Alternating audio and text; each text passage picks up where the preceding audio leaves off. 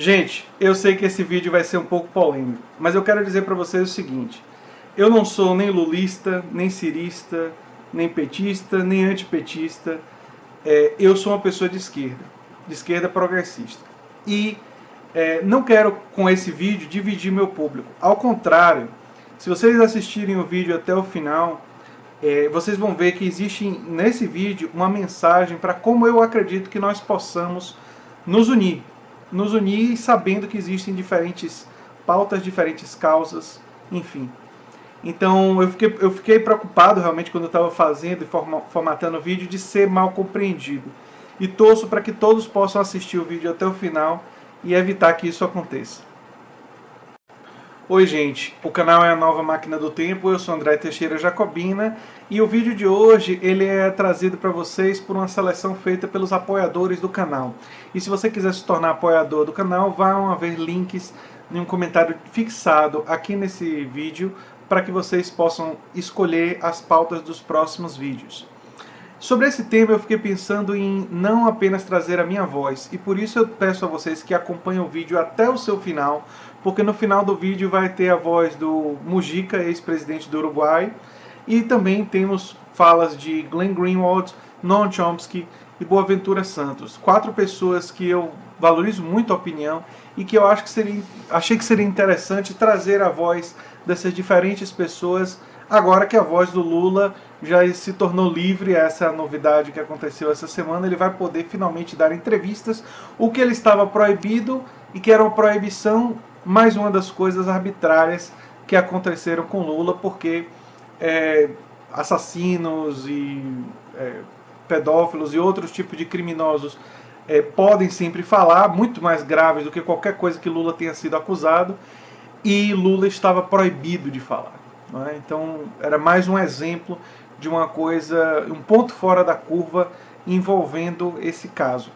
Eu vou dar minha opinião em alguns momentos, dar o meu posicionamento, mas eu queria trazer para vocês essas posições e essas visões de Glenn Greenwald, um jornalista vencedor do Pulitzer, Noam Chomsky, talvez o mais importante intelectual vivo e um dos mais importantes dissidentes, sem dúvidas, um crítico da política externa americana. Boaventura Santos, um intelectual europeu português de enorme importância, sociólogo, faz uma reflexão muito importante sobre política no mundo e questões jurídicas também, é professor de ciência jurídica.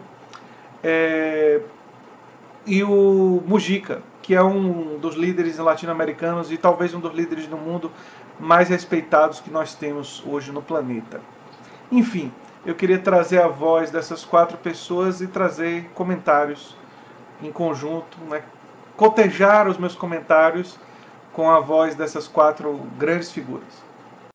O primeiro vídeo vem do Glenn Greenwald, da Intercept, publicado na Intercept Brasil, em uma entrevista que ele deu para o Democracy Now! Então vamos ver. E esse vídeo, ele se passa logo depois da primeira condenação do Lula em primeira instância. Então tem uma coisa gradual aí nos vídeos, e eu espero que vocês também acompanhem e lembrem e reflitam sobre essa história. Of the former president Lula. It's hard to put into words what an extraordinary political earthquake this is for Brazil. Lula has been the singular dominant figure in Brazilian politics for more than 15 years. He is identified internationally as being the brand of the country. He was president for 8 years, from 2002 until 2010, and oversaw extraordinary economic growth, left office with an 86% approval rating, and is currently leading, as you said in the introduction, in all public opinion polls for the 2018 election. He's a polarizing figure now. To be certain, there's a large segment of the population that despises him and that doesn't want to see him return to power, but there's a large segment of the population that wants to see him be president again. Certainly he has more support than any of the other prospective 2018 candidates. And so to take somebody who is this dominant on the Brazilian political landscape, not just in terms of its recent past, but also its short-term future, the person overwhelmingly likely to become the country's next president through the ballot box, and convict him on charges of corruption, bribery, and money laundering, and sentence him to a decade in prison, just a little under a decade in prison, you really can't get much more consequential than this.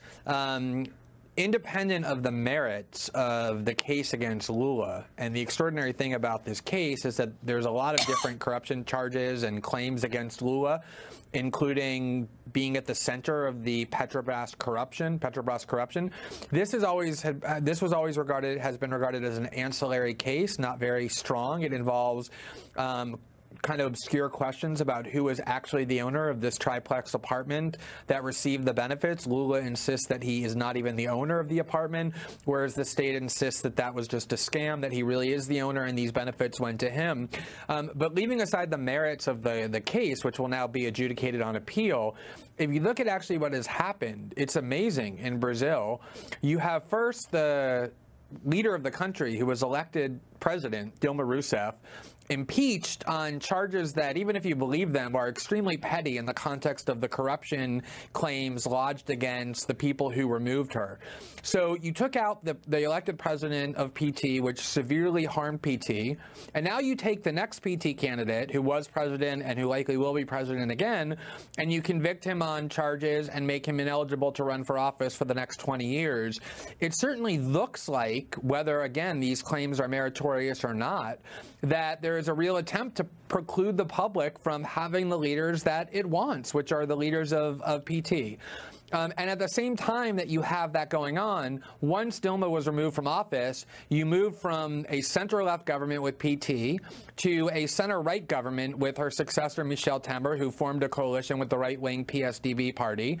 And now they're talking about removing Temer and installing the next person in line, Rodrigo Maia, who is the head of the lower house, essentially the Speaker of the House, who is a member of the right-wing Democrats Party, which means you'll go from a center-left party to a center-right party to a right-wing party without a single vote being cast. And so there's a lot of concern and a lot of perception on the part of Brazilians that this is a further blow to democracy, that this is really just politically driven, that there are all kinds of corrupt figures on the right, including President Michel Temer and Senator Aécio Neves, who was the candidate the right ran against Dilma in 2014 and almost beat her, about whom there's much more tangible and concrete evidence of criminality, and yet haven't been convicted, haven't even left office. Aécio is still in the Senate. He was ordered by a court to be removed, and now he's been returned.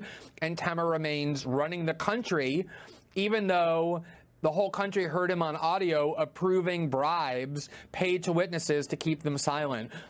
So I think it has to be underscored that there is reasonable debate about how strong the case is against Lula, but the way in which these cases are being prosecuted, the people who are paying prices and the people who are being protected, does give a strong appearance of it being politically motivated, whether that's really the intention or not.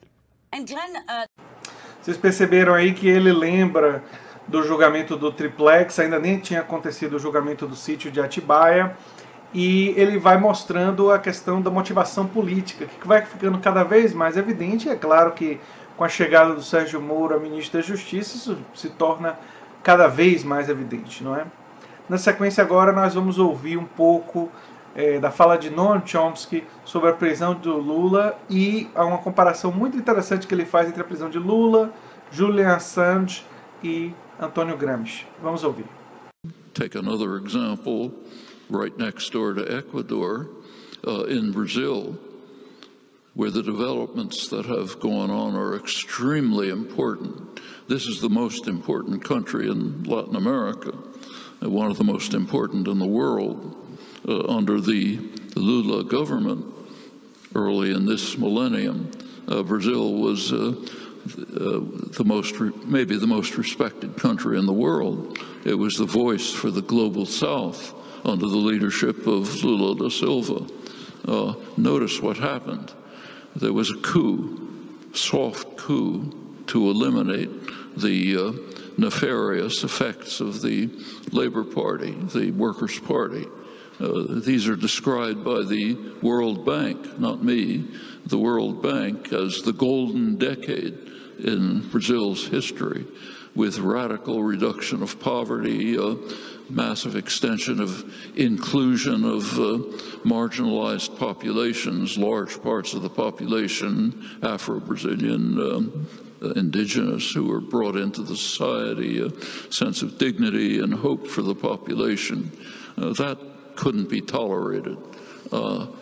After Lula's, after he left office, a kind of a soft coup take place. I won't go through the details, but the last move, last September, was to take the Lula da Silva, the most popular figure in Brazil, who was almost certain to win the forthcoming election, put him in jail, solitary confinement, essentially a death sentence, 25 years in jail, banned from reading press or books, and crucially barred from making a public statement, unlike mass murderers on death row. This in order to silence the person who was likely to win the election. He's the most important political prisoner in the world. Do you hear anything about it? Well, Assange is a similar case. We've got to silence this voice. You go back to history, some of you may recall when Mussolini's fascist government put Antonio Gramsci in jail. They said, the prosecutor said, we have to silence this voice for 20 years. Can't let it speak. That's Assange. That's Lula. There are other cases. That's one scandal. The other scandal is just the extraterritorial reach of the United States, which is shocking. I mean, why should the United States, why should no other state could possibly do it, but why should the United States have the power to control what others are doing elsewhere in the world? I mean, it's an outlandish situation. It goes on all the time. Eu poderia fazer programas inteiros sobre Antônio Gramsci. Eu já comentei sobre Gramsci quando eu desmontei a teoria da conspiração de marxismo cultural. Já falei sobre Gramsci quando eu falei sobre Olavo de Carvalho e as bobagens que ele fala sobre Gramsci. Então é uma comparação realmente muito interessante. E ela tem uma lógica muito adequada, porque assim como precisaram silenciar o Gramsci por 20 anos, Lula precisou ser silenciado, especialmente durante o processo eleitoral, porque havia um receio que ele tivesse grande impacto. É claro que a gente não sabe se ele pudesse falar, se isso teria mudado o resultado da eleição, a gente não tem bola de cristal, mas a intenção de silenciá-lo, obviamente, tem um interesse político partidário que mostra, mais uma vez, a motivação política. E agora vamos ouvir o grande sociólogo Boaventura Santos.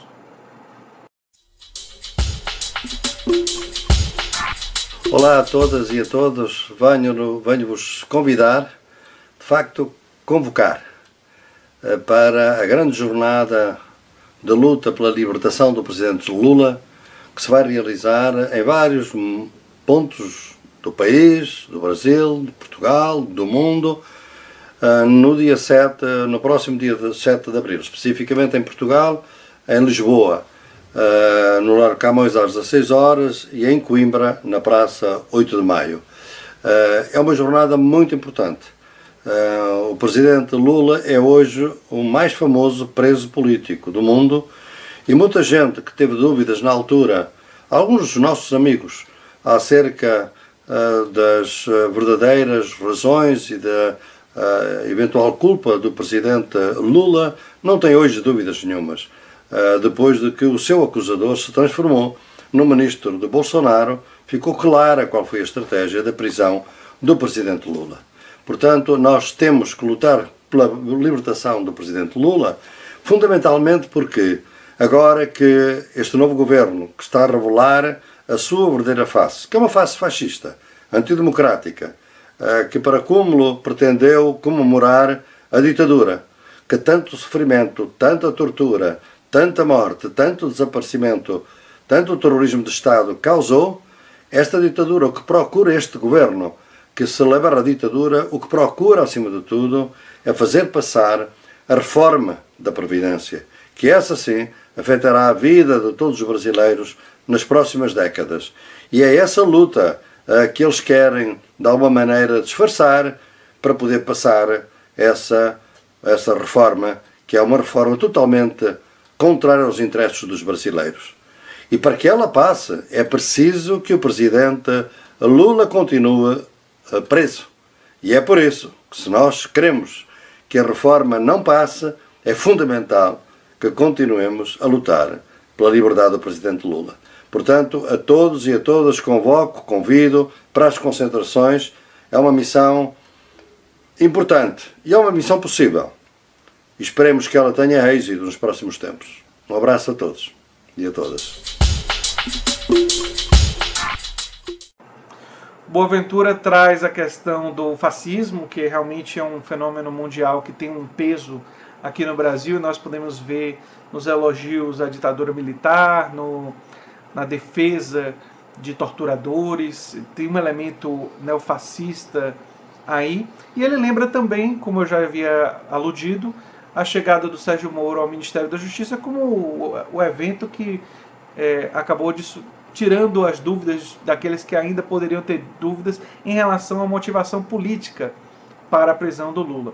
O meu professor Carlos Zacarias costuma dizer que o golpe ele precisou se completar na prisão de Lula para se efetivar, para ir até o final, porque ele tinha um intuito de garantir um resultado nas próximas eleições, e isso faz muito sentido. Agora, eu sei que a esquerda está dividida, as pessoas de esquerda, parte das pessoas de esquerda estão divididas em relação a isso, porque houve frustrações com relação ao governo do PT, porque houveram pessoas que ficaram chateadas com algumas coisas, e isso é legítimo.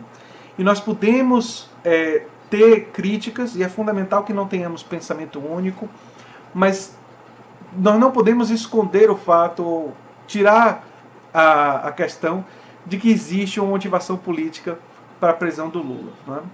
Eu vou trazer agora a voz de Mujica e depois eu trago meus comentários finais. Querido hermano, nuestra América se sacude y todavía no hemos logrado juntarnos definitivamente. Todavía queda mucho por hacer, mucho por tejer, mucho por construir. Y tal vez algunos de nosotros nos esté reservado el camino de tener que empezar de nuevo una vez que estamos terminando el ciclo de nuestra vida. Pero así son las cosas, querido Lula. Los únicos derrotados son los que bajan los brazos. Por eso en tu día, ten un abrazo continental, un abrazo compañero,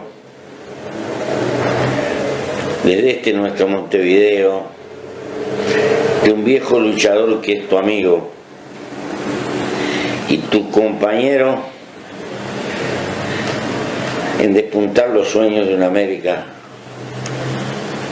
que tiene todavía deudas sociales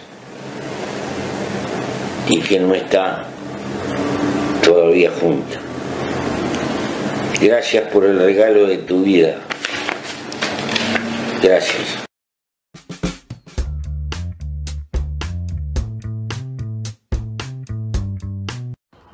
Porque Lula es una causa, no es un nombre. Lula está en el corazón de los necesitados, de la gente débil, allí donde están las desigualdades. Y eso es lo mejor de Lula. El tiempo pasará y están construyendo un mito. Y con los mitos no se puede luchar. Arriba Lula, siempre libre. Lula livre.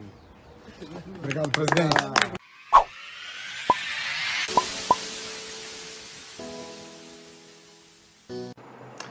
Pois é, sem sombra de dúvidas, Lula acabou se tornando mais do que uma pessoa, acabou se tornando até uma causa, e a causa do Lula livre acabou meio que se transformando. Esse é um componente importante, sem dúvidas.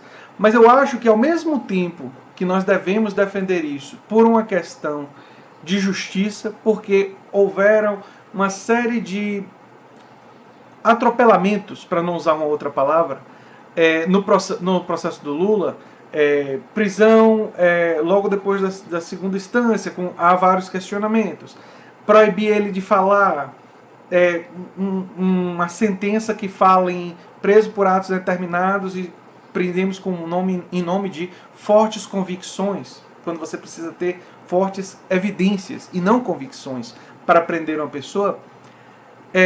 Isso é fundamental ser dito, sim. Mas a defesa de Lula livre, que é importante, não pode obscurecer ou não pode substituir a defesa de uma agenda progressista, uma agenda de esquerda em torno de ideias, em torno de determinadas ideias que precisamos fazer elas serem adotadas por todos os partidos políticos do campo progressista. E esse equilíbrio de saber defender a justiça quando ela é necessária. No caso de Lula, fica evidente que houveram atropelamentos, que a justiça foi utilizada como instrumento político para se vencer uma eleição. Para mim, a evidência maior em relação a silenciar ele durante o processo eleitoral, é evidente que isso aconteceu. E eu falo como uma pessoa que tem muitas críticas ao PT, que tem artigos escritos criticando escolhas e decisões que o PT... Eu critico o PT pela esquerda. Estou, em muitas questões, à esquerda do PT. Em diversas questões, eu estou à esquerda do PT. Mas essas críticas que eu tenho ao PT não me fazem, não me cegam a ponto de não perceber a intencionalidade política por trás da prisão de Lula. Isso significa que a luta por Lula livre é uma luta legítima. Só que ela não pode existir em detrimento, ou seja, na exclusão de a luta por causas.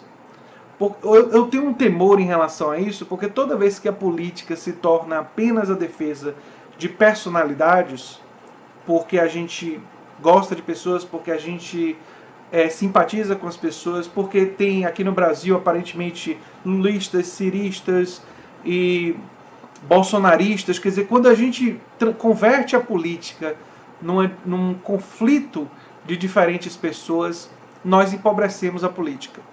Então nós temos que fazer a luta do Lula livre com base no que foi dito nesse vídeo. Com base no que essas pessoas disseram. Ou seja, houve uma injustiça. Temos que defender que haja um julgamento na ONU do mérito.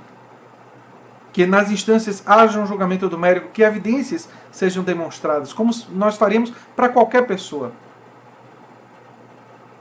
E temos que simultaneamente defender uma agenda que precisa contaminar, que precisa se espalhar, que precisa existir em todos os partidos políticos. Uma reforma tributária progressiva, a auditoria da dívida pública, o aumento real do salário mínimo como era antes, não apenas acompanhando a inflação, mas levando em conta o PIB.